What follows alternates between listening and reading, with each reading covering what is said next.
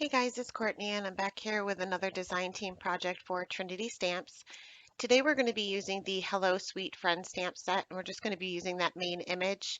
I have a piece of Nina Solar White 80-pound cardstock here cut down to 4 1/4 by 5 1/2, as well as a piece of masking paper cut just slightly larger, as well as a stitched square die, which it doesn't need to be stitched. In fact, I prefer that it not be stitched, but that's the only one I have. So I centered the die onto my masking paper, ran that through my Gemini, and then I'll do my stamping. I'm going to bring out my Misty here because I know I'm going to be stamping this twice eventually. I just used my mask, which is kind of like a frame at this point, just as a guide as to where I want to put my image. Then I will remove that mask before I do my stamping onto the cardstock itself. And I'm going to be stamping with Blackout ink by Ink on 3 because this is a Copic safe ink. And for now, I'm just going to stamp it once, but I'm going to leave this stamp in my Misty in the same position because later on I'm going to be stamping this again. So next we're going to be doing some ink blending. So I'm going to take this little frame mask here and I'm going to rub this on my arm to kind of get rid of some of the tackiness just so it doesn't tear my paper. And then I'm just going to center that onto my cardstock. And I know my image is going to kind of hang out of this frame, and that's okay. That's kind of what I'm looking for. I'm going to be using the new Blendability brushes by Trinity, and I'm going to be using Black Soot and Hickory Smoke regular Distress inks. Going to start off with the Black Soot, and I'm using one of the smaller brushes in the set for just the inside frame, just because I wanted to keep the Black Soot minimal. So I'm just going to go around the edges in a circular motion with the Black Soot, and this is the first time I'm using these brushes, and they blend beautifully and they don't it's like the ink doesn't seep into them. So if you're using multiple colors, you don't have to worry about necessarily cleaning your brush every single time you switch to a different color. If you just kind of dab it off on a scrap piece of paper, I don't think you'll have a problem. Next, I'm going to be using one of the larger brushes for the Hickory Smoke, and I'm just going to blend that Black Soot out towards the center of my little square here. Now, my Hickory Smoke is one of the smaller ink pads and it's drying up a lot and I don't have a re-inker, and I don't have any re-inkers for any of the Distress or the Distress Oxides. I've had my Distress inks for probably 6 or 7 years and I've never had to re-ink them until now. Um, but I'm just kind of working with what I have right now, and I didn't really have a problem. Like I said, these brushes really do help blend these beautifully. Next, I'll go ahead and remove my outer mask here, just being careful not to tear the paper. I did kind of remove some of the tackiness, but it is still fairly tacky, so you just want to be sure that you don't kind of tear your paper. Next, I'm going to use that square that we cut out for the inner mask, and while the Distress ink is still wet, it's not going to stick that great, but as it dries a little bit, it will stay in place anyway. So I'm going to switch over to one of the larger brushes for the Black Soot for the main part of the panel, just because this is a larger area. But again, just going around all four sides with the Black Soot. And I'm kind of working off the paper starting off on my scrap paper and kind of working my way onto the card panel, just because I don't want this to be too much. I want the Black Soot to be minimal. This is just basically my shadow, if you want to think of it that way. So once I had that Black Soot down, I will go ahead and move back to my brush that I was using for the Hickory Smoke, and I'm just going to blend that out towards the center. I am leaving a little bit of white here, so I'm not blending all the way to my inner mask there, but I'm coming pretty close. And for the corners, I'm just bringing that down a little bit further. Now you can see that in the one top right hand corner, I didn't get that great of a blend, and that's mainly because I'm running out of Hickory Smoke here. So I'm really trying to put as much ink as I possibly can onto the brush, but it's just, I would have had a better blend if I would have had a juicier ink pad, but it is what it is. So once I had all the ink blending done, I will go ahead and remove my masks, and we're going to be doing just a little bit of Copic coloring here. I did try to blend that corner out a little bit more with that Hickory Smoke, but we ended up trimming down the panel anyway, so it didn't really matter too much. So I'm just going to show you a little bit of the coloring. I used all cool grays for the entire thing. So I'm starting off with this little watering can here, and I'm going to start with the C7 as my darkest color, just putting a little bit of shading on either side as well as underneath where the leaves and the flowers are kind of hanging over it on the top. And this will be my shadow color. Whenever I use the cool grays, I always start with the darkest. Then I'll move on to the C5 and just extend those flicks out and extend those shadows out a little bit further, keeping a center highlight. Not only is this a rounder object, so you want this highlight in the center, but I'm just going to keep a center light source anyway. And then finally, I'll blend that out with the C3.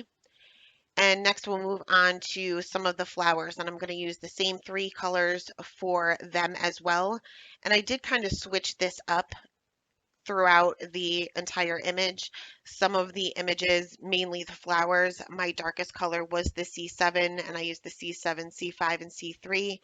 And for some of the leaves and the buds, I started off with my C5 as being my darkest color and worked my way down to a C1, which is pretty similar to the light layer of the hickory smoke that we had. So it didn't necessarily show, but it blended the two colors out together.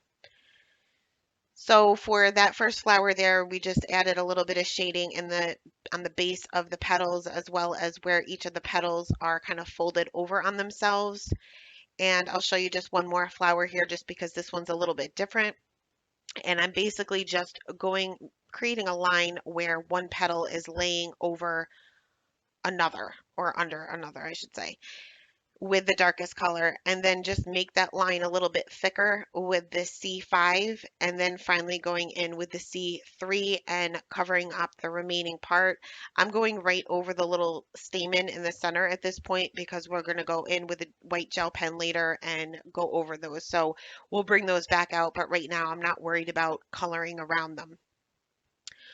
For the leaves and for some of the buds, like I said, I did shade these a little bit different starting off with the C5, but for the entire image, I used the same colors. And I'm just doing my shading on either end of the little leaf here to keep a center highlight. It'll make it look like the leaf is kind of curved a little bit. Extending that out with the C3 and then finally the C1. And like I said, I kind of colored the entire image the same way.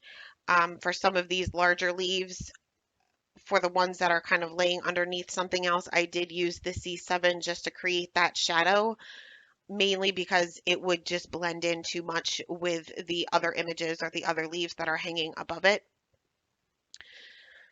But once my coloring was done, I'm going to go in and color in the stems. And I'm using my C7 for this, not doing any shading at all. These are really teeny tiny areas and I'm not really worried about the shading. So I'm just going to go in with my C7 and go over those areas. And next, once the coloring was finally complete, I'm going to go ahead and restamp my image. So like I said, I left that stamp right in my Misty in that same position, going to bring out that same blackout ink and restamp my image just to get a bolder black outline. And I don't know whether you guys can tell the difference, but in real life, you can definitely tell the difference.